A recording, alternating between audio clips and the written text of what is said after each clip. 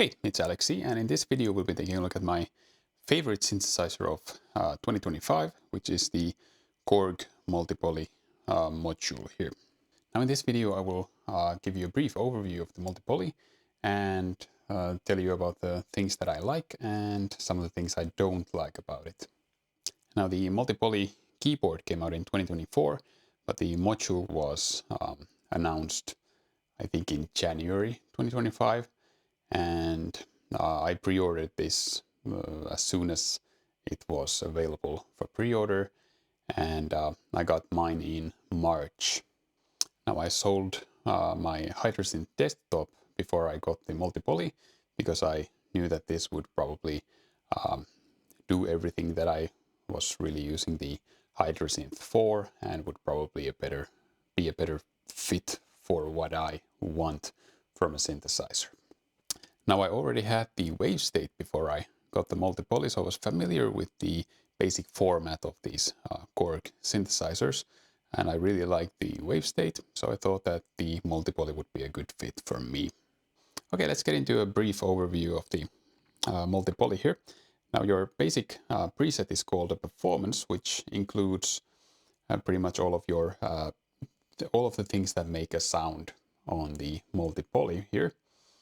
It is made up of your global things like your reverb and EQ and your different layers, which have mostly independent settings.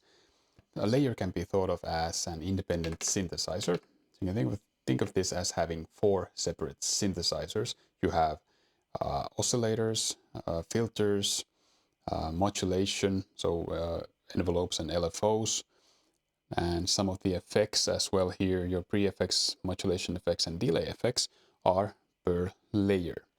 Now there are a few caveats to thinking of these as four entirely independent synthesizers, but we'll get to those later. Okay, now getting around on the multipoly is a little bit different from a lot of synthesizers, other musical instruments. You don't really have like a menu button where you get to a particular menu and then you sort of find your next menu item and the next menu item and go through a whole lot of menus like that, sort of menu diving. The way you get to your pages of parameters in the multipoly is by, for example, turning a knob here. When you turn the knob, you get to your pages of your parameters for this particular section of the synthesizer. So when you move the octave knob, we get to oscillator pitch, and here you can hold shift and press the arrow keys to get to the different pages. They are shown here. You see those balls there. You get 3 pages of pitch settings here. And to get to the filter, we would maybe move the cutoff knob here and get to the filter page, and shift page again here to get to different pages of settings for your filter. And this works for pretty much all of the buttons here. Now the problem with this is that you will often be modifying a parameter when you turn a knob or press a button. So to get around this, you can hold enter and then move a knob. It won't change the parameter, but it will bring you to the corresponding pages here. So basically navigating the multipoly takes a little bit of getting used to, but once you get over the learning curve, it gets quite simple. Okay, next we'll take a look at some of the main sections in the multipoly here. So we are in, if we press this button, we are in oscillator menu here. So now we can see we have the classic oscillator selected here by default. That is a virtual analog oscillator. And we also have digital. This is Wavetable. We have Waveshaper, which is like a wave folding oscillator. So you get a lot of variety just in the oscillators here. And if I play a note here, we have a basic wave, saw wave oscillator here.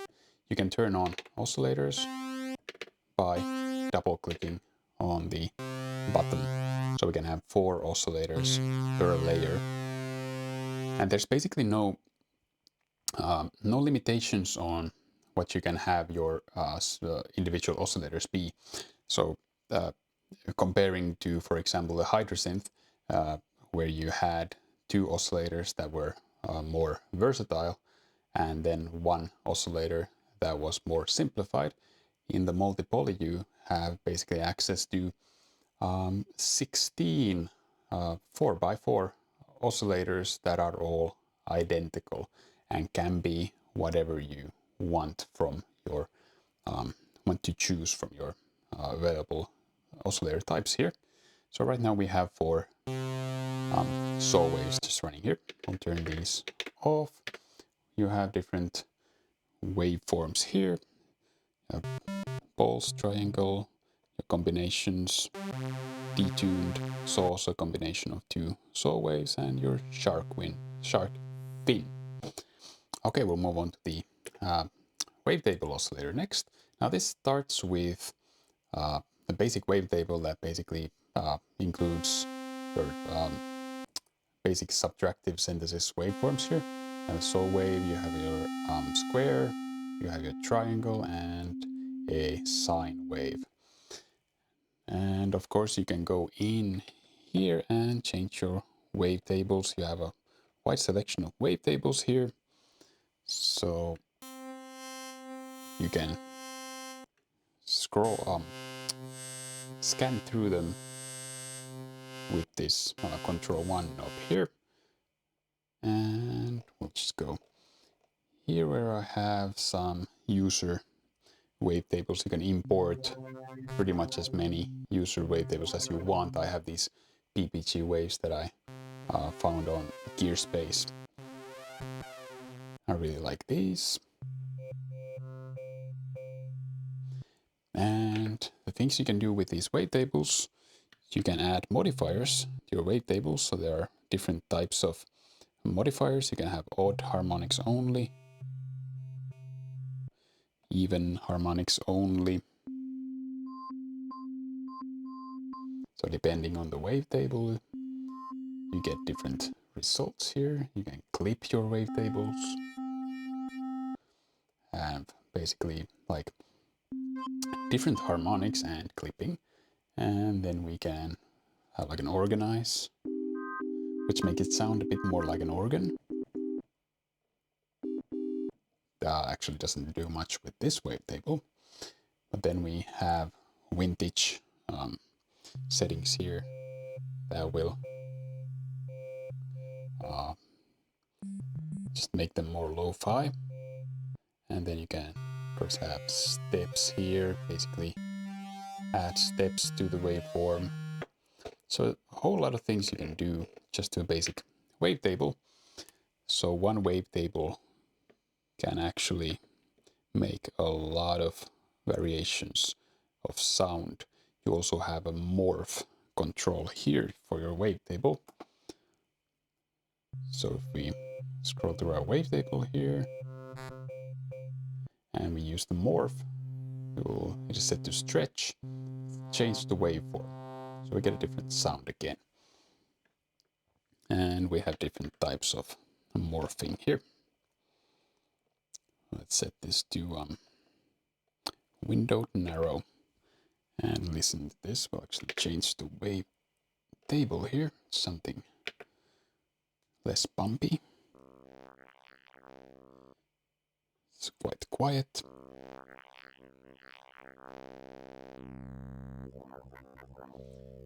So you can see how we get a whole lot of variations in wavetables. And another setting we have for our wavetables here on page 3 is the crossfade width. So you can hear that when we have crossfade width at 100, we get a smooth crossfade between the waveforms. We set this to 0, we get stepping. So it will basically, when you have crossfade set to 100, it will interpolate smoothly between the waveforms, and you get new waveforms in between the different waves here. But if you set it to 0, we get the stepping. And the stepping works nicely with, for example, DW8000 waves here. You have these from the Korg DW8000 synthesizer. You can just go through the waves that were available there. So like this one, we can stay here, or we can set the crossfade to 100 and go for an in-between sound. Okay, now let's take a look at the Waveshaper oscillator here. Now this is a wavefolding oscillator. It's basically, if we turn the control all the way down, we have a sine wave. When we turn the control on, it will increase the gain into the Waveshaper, and it will fold the wave, as you can see on the screen there. So I think the Berkeley is probably like the classic Buchla style of wave shaping, and you have different types of wave shapers here. A whole bunch of different options. Won't go into all of them. We'll stay with Berkeley. And other settings here are offset. Sorry, that's pulse width. Go in here and engage shift hold by double tapping shift, and now we have our secondary function here for the knob. We're controlling offset here. So this is like a DC offset here, and we'll change the way the wave folds. So we set it here and then fold. We get a drastically different sound. So again, a lot of possibilities here. And now our pulse width will change the pulse width of our sine wave here. Let's go here and set this to 0 and move this pulse width. As you can see, our pulse width for our sine wave is changing here. And then when you fold this, it will sound different.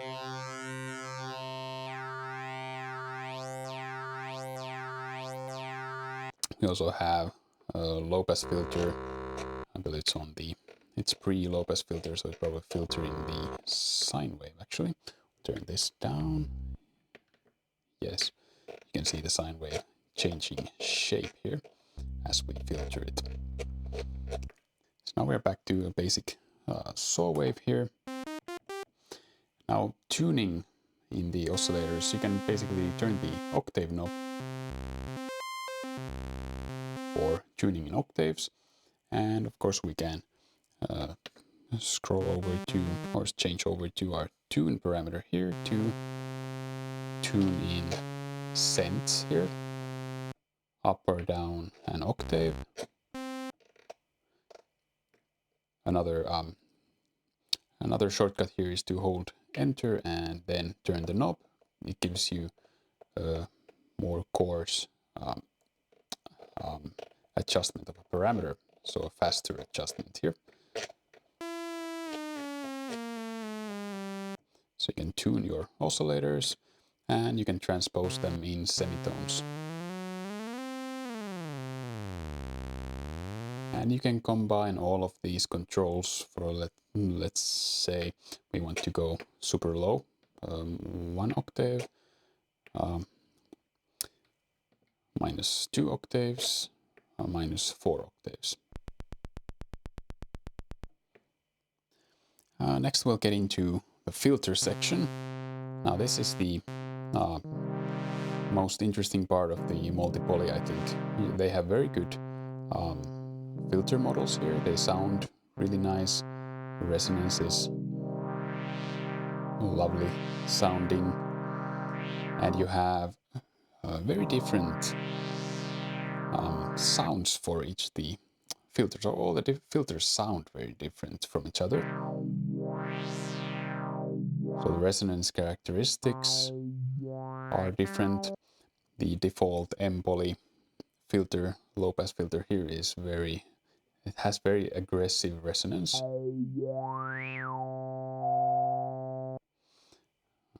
You have the MS-20 filter here.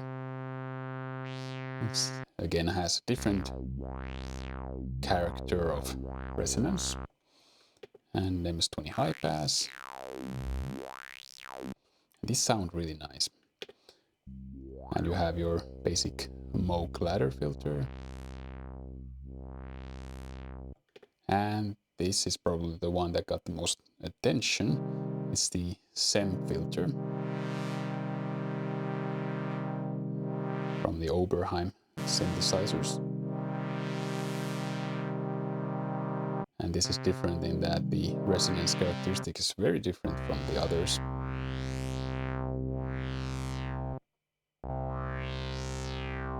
It sounds really good.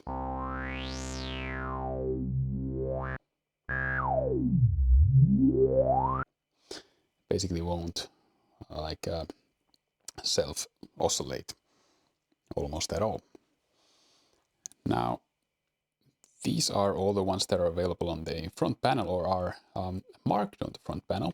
You still have this more section here where you can find, it will basically bring you to this type section here, and you can find a whole lot of other filter models here as well. We have a Prophet filter, so sequential style filter. And again, a different character. When you bring up the resonance, you start to lose volume and low end.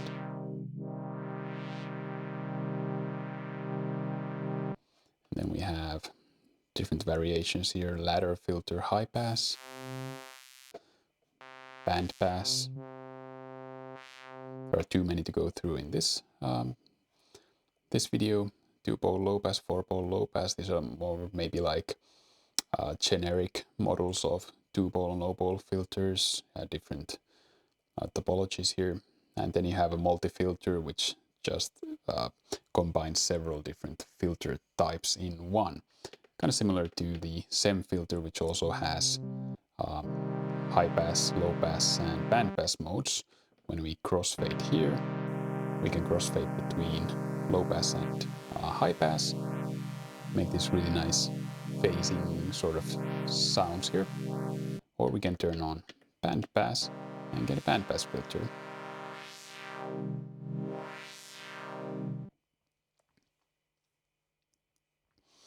Now you also get control over the gain staging here. You can trim your input level into the filter. It can change the way the filter reacts, or the resonance reacts to your input signal. And your output can also be tamed here. For example, the M-poly filter at high resonance is very loud, so you might want to turn down the output there.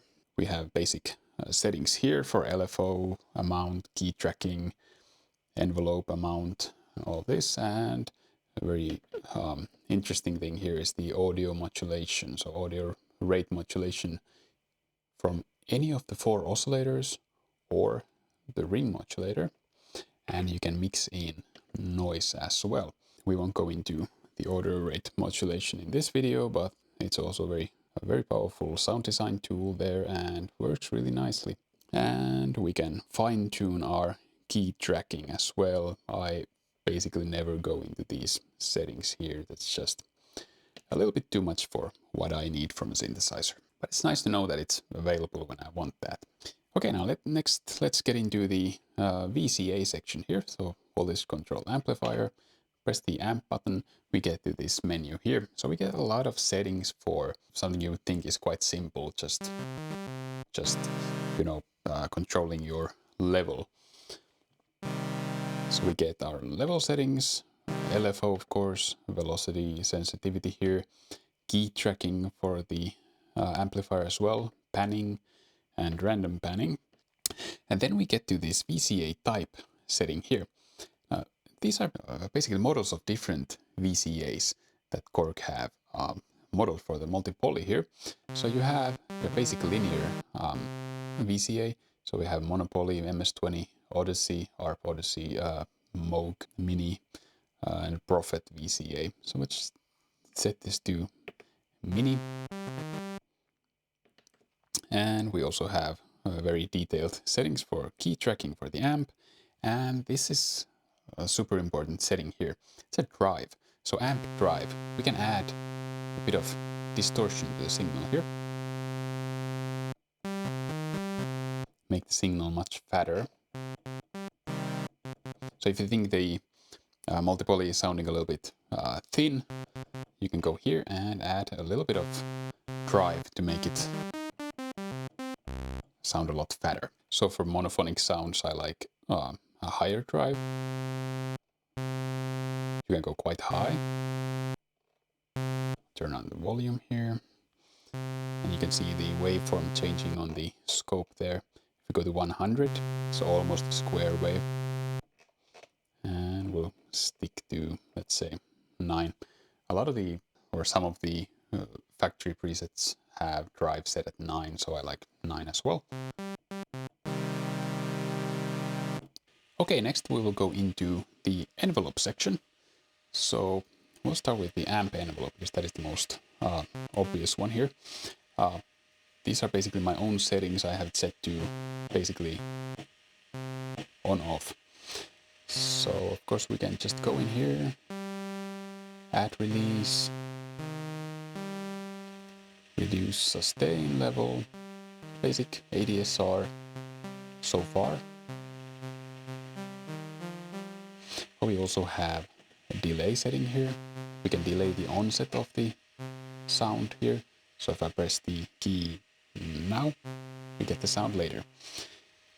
And we also have a hold, so a DAHDSR envelope.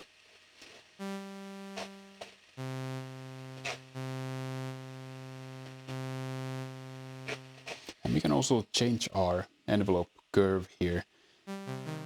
You can make it more or less exponential or linear, and you change basically your attack, decay, and sustain, or your attack, decay, and release curves here. And we can add overshoot. Basically, what this means is you can see there appeared sort of a clipped portion in the wave there. Basically, it means that the voltage will go higher than the envelope is capable of, and it will lop off the top of the envelope shape there. So it basically clips the shape and changes the response there. It can be quite subtle depending on your settings, but it does make a difference. And in the next page we have our looping settings. So you can set your envelope to loop. It will loop as long as you hold your keys here. You also trigger it from different sources. Now, the preset here is, again, different models of different envelopes from synthesizers. So you get something based on a monopoly envelope, MS-20, Odyssey, different Odyssey models actually here, and Moog Mini, Prophet, or a linear model. And the custom is the default, where you can change the settings. So let's grab the Mini here, for example. You can notice we have less settings here.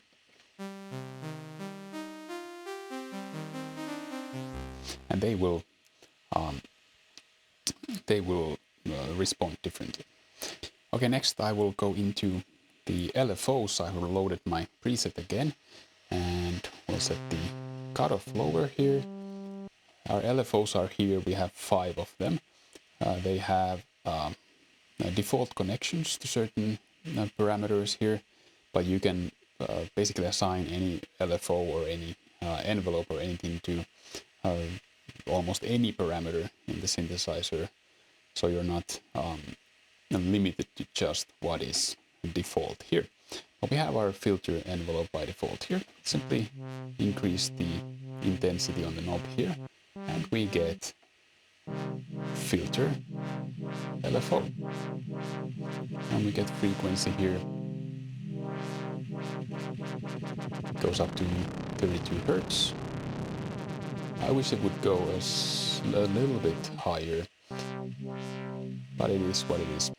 Now the LFOs have, again, a lot of settings. I won't go into everything here, but we'll look at some of the waveforms here. You get like saw down, saw up, square,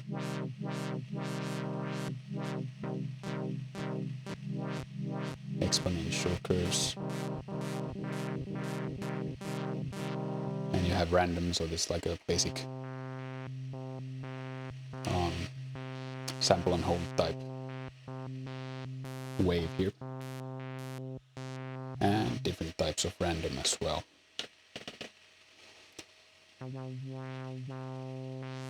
So a lot of possibilities in the LFO section as well. You can also have it, it's by default, it triggers a separate LFO for each voice.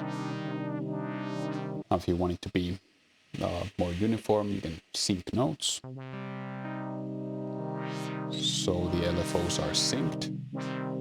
You can also have it free running. When you set it to sync notes and go into, set it to sync notes here and go into the next page here, we can set it to free running.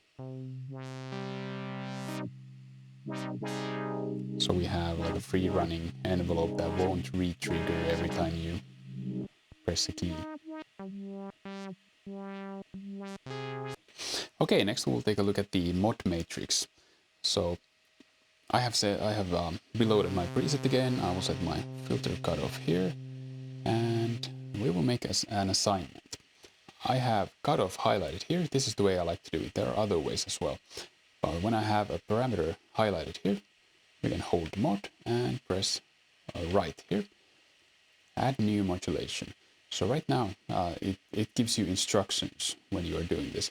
So move target knob or press enter to modulate. So right now we could either move the cutoff knob or we can simply press enter because we have the cutoff highlighted there. So I will press enter. That's our destination. And for our source, let's say I want poly aftertouch. I will play my keyboard. When I simply play a key, it will recognize velocity. If I engage aftertouch, we will get poly aftertouch. So right now I will press enter, and now we have a modulation assignment. Nothing is happening because the intensity is at 0. So we will bring up the intensity here. So now I can use polyphonic aftertouch to modulate my filter cutoff.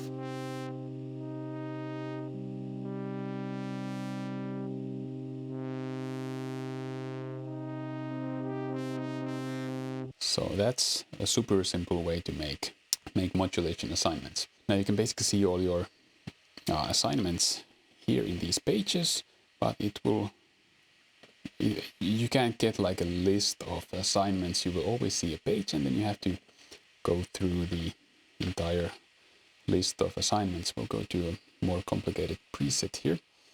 Something I've made, fake guitar 02 is good for this. So modulation assignments. It is showing all the modulation assignments. I will go through here. We can see we have delay, amp, envelope, amps, envelope, sustain, release. So there are a few different assignments there. Now there are ways to filter the list and just to see certain assignments by destination or source, but I won't go into that now. When you have a lot of mod assignments here, it's a little bit difficult to just get an overview of everything that is being modulated in the mod matrix. So that's one thing that I don't really like here. I would like to get like a list of, if they could somehow do a list of modulation assignments and then you could open them and take a look at what is happening. I have no idea how many assignments you can do. It's a lot, and you can modulate almost anything with almost anything else. So it is incredibly powerful, and you can do so many creative things within the mod matrix, things that I never had thought were possible. You simply have to figure it out and do it in the mod matrix. Okay, next we'll go into the effects section here. So I've loaded another initialized preset here. The basic sound here. And we'll start with the pre-effects section here. Now here you get your types. Basically for each effect you have a type and you have a preset. So for the types we have compressors, EQs, a ring modulator, tremolo, Waveshaper, distortion. I really like this decimator. This is like a bit crusher type thing. So you choose your type and then you choose your preset. And we'll stick with 12-bit decimator here. And you get these basically 3 controls for each effect preset. Now the effects have more parameters, but they are not available on the hardware. So you have to use the editor for any sort of deep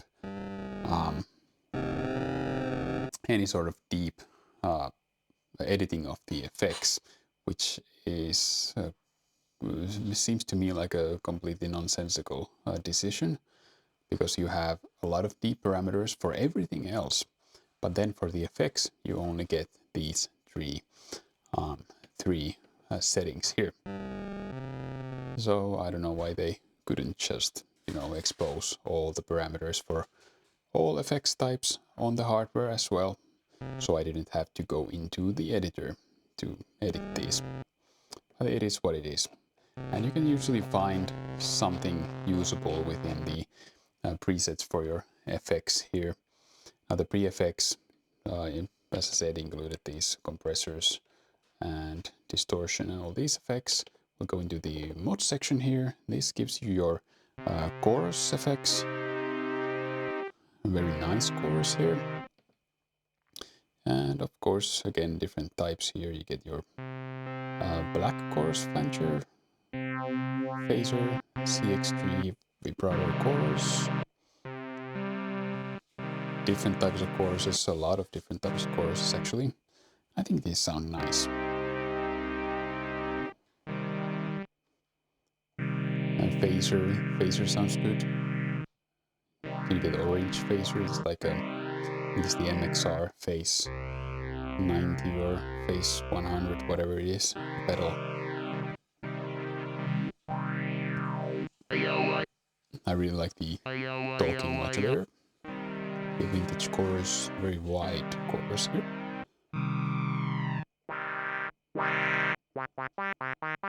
Wah-wah. And a rotary speaker here. So we'll stick with phaser for now. And again, we have different presets for the phaser here.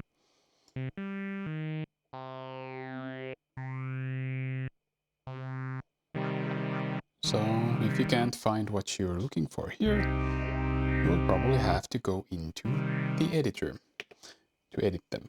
Now we have our dark suitcase phaser here. We can adjust a few basic parameters here.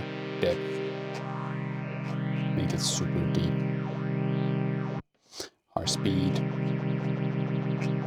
So for some effects this is definitely enough control, but for some effects it's absolutely not. Now the third effects type that is per layer, so individual effects per each layer here, is delay. And this has quite a nice delay here. I really like the tape echo type here. Let's check out the stereo cross delay. There's the reverse, multiband mod, and left, center, right. We'll stick with stereo cross here. And again, you choose a preset.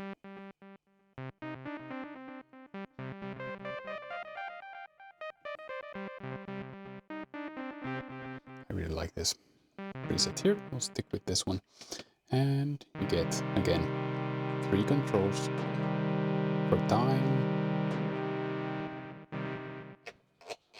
increase or decrease, time.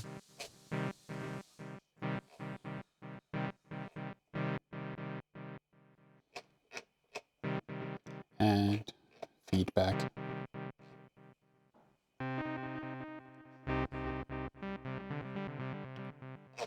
And timbre, whatever.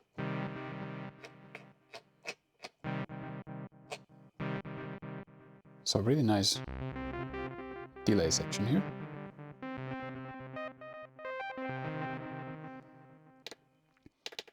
So that's it for the effects that are per layer. And then we have a global reverb here. And you can turn on and off the effects by double clicking the button here. So for our reverb section, we get overb or early reflections. That's a difficult word. Now everything is difficult. Early reflections. I usually just use overb, and our default here is rich whole overb. Now this is send type effect, so we get a wet dry or reverb send on this knob here. By default minus infinite, so no signal is sent to the reverb. Bring it up, we get reverb. And the send is per layer, which is nice in that you can adjust the amount of reverb per layer, which is something that you cannot do on the wave state, for example, where it's just global reverb mix. And we'll change our preset here. It's something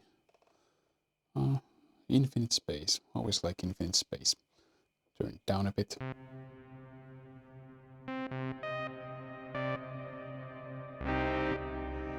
Get a long tail. Now it's a decent sounding reverb. It's not the best reverb or really a great reverb even.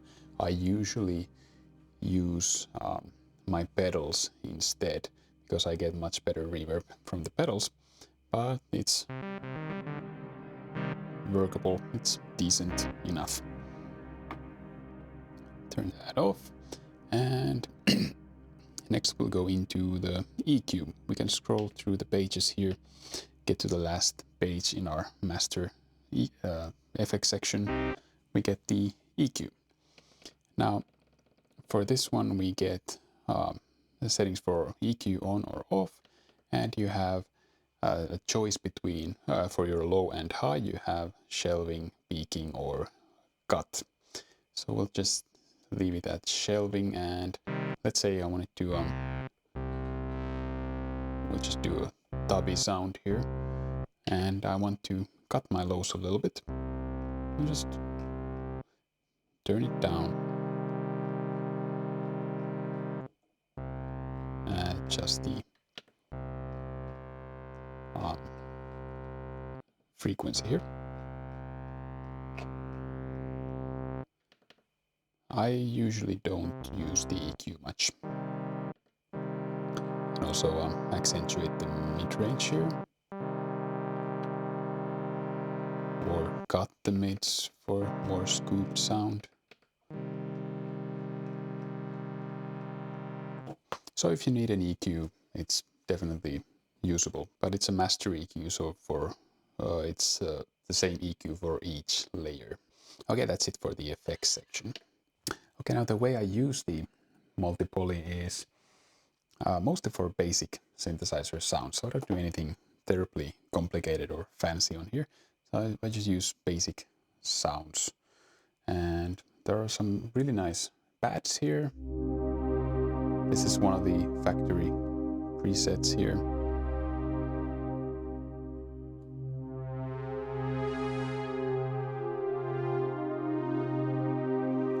Sounds really good. It's like a virtual analog style pad sound. And then I have my own Wavetable pads here. Let's check this out. What is this?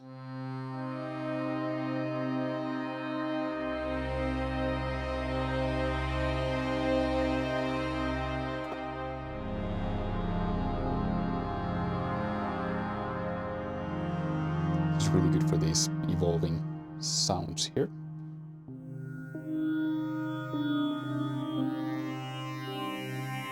And just being able to use virtual analog or wavetables or waveshapers just makes it a very sort of versatile synthesizer. Now another thing, of course, that I do here is basically plucky sounds. That's very good for this.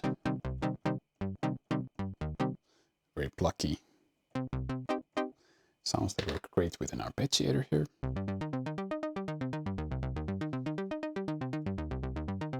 And we can add reverb and delay. And this delay is synced to tempo. And change the time here.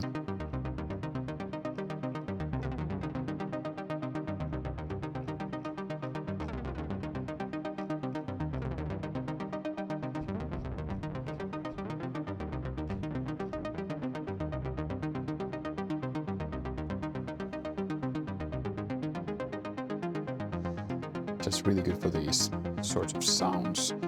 Now this is my preset, and this has like a bad sound on the aftertouch here. So we get a pluck and then add aftertouch. We get more oscillators in the mix and a bit of detuning. So these are the types of things that you can do with the mod matrix. I have poly aftertouch assigned to basically mix on my oscillators and do the amp envelope to bring in the oscillators when I engage aftertouch. And then of course you can use this for more lead type sound. So I have loaded my CS80 style preset here, like a Blade Runner Vangelis type thing that I made.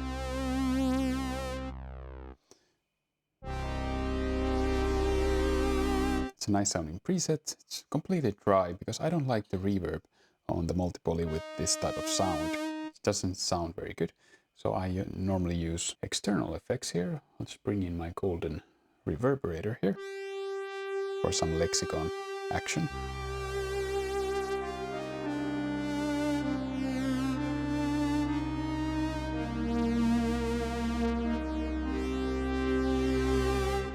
That already sounds really good. So with external effects, I think the multipoly really shines, especially with an external reverb. Something really nice like the golden just works so well with this and gives it another layer of depth to the sound.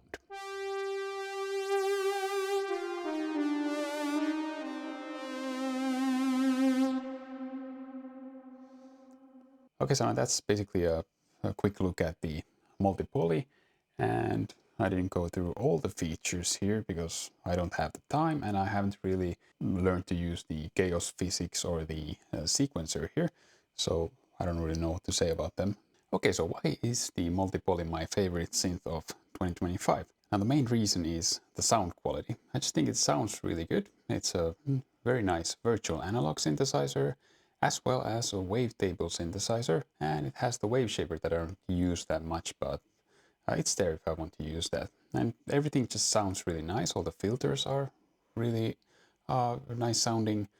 All the envelopes are snappy enough. They are very controllable, and there's a lot of basically versatility here, but not at the expense of the sound. Now you have a lot of control over all the parameters in the synthesizer. You might even say that there's too much control. So there's a lot of parameters that I don't really know what they do, and I don't really care, because you don't have to use everything that is in a synthesizer for it to be worth owning. And of course the modulation possibilities in the multipoly are incredible. There's a massive mod matrix where you can make probably as many assignments as you would ever want to make and modulate whatever with whatever else. And you have audio rate modulation for selected parameters. So a whole lot of sound design possibilities here. And although this is a very complex synthesizer, it's quite easy to get around on after the initial learning curve. So the UI is a little bit different, but it works nicely, and when you get the logic of how everything is laid out and how you get to all your settings, it becomes quite simple to use in spite of the complexity. So what do I not like about the multipoly? Well, the main thing is probably that it's not always terribly intuitive. So for example, if I want to set an oscillator to ignore key tracking, I have to assign another key tracking assignment in the modulation matrix that cancels out the default key tracking. There's no key tracking setting in the oscillator settings here, but for the global oscillator section, there is the slope. So kind of you're missing some settings for certain things that I would basically expect, and then you have to make these workarounds. And of course, I got into the FX thing in the FX section of this video, but my main gripe with the FX is not the quality, but the fact that you have to use the editor for any sort of deeper editing of the effects. And of course, in the mod section, I mentioned that you cannot really get like a clear view of or clear overview of your whole modulation matrix. You have to filter the modulations and go through them page by page.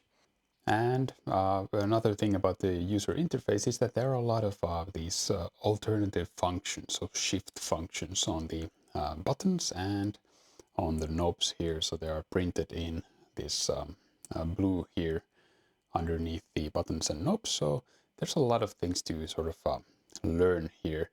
But when you start using this, or you use this for a longer time, you basically know know the most common things that you usually do, and they become second nature. And one major downside is that although this has 4 layers that are essentially 4 separate synthesizers, you only have one stereo output. So you can't run the 4 layers through separate stereo outputs into, for example, separate tracks in your audio interface or your mixer, or into separate effects chains. Now, if it had like 4 stereo outputs, it would basically make this a lot more versatile in those situations where you would want basically 4 separate synthesizers. So in conclusion, in my opinion, the multipoly is a very good sounding synthesizer. It's very versatile. There's an incredible amount of depth here. You'll probably have a hard time exhausting all your sound design possibilities in any sort of a reasonable time frame. And I think this is something I can really grow into as I get better at sound design and using synthesizers. There will always be something new to explore here. So one alternative synthesizer that came out last year was the Third Wave 8M. Now that's something I've been thinking about, whether I should sell the multipoly and just get a Third Wave 8M, because it probably does most of what I do on the multipoly, and it might sound a little better maybe. I don't know, I haven't tried one, but it is also considerably more expensive and still doesn't quite have the capabilities of the multipoly. So there's a sort of trade-off between having all of this that the multipoly offers compared to what the 8M has, which is of course analog filters. So they're real analog filters. So maybe they will sound a little bit better, I don't know. So for now, I'm very happy with the multipoly, and there's still a whole lot for me to learn on this one. And maybe when I have a better idea of what I really want from a synthesizer, I might sell this and get something more focused. But for now, this is just perfect for my needs. So if you found this video useful, I hope you'll like and subscribe, and I will see you again soon.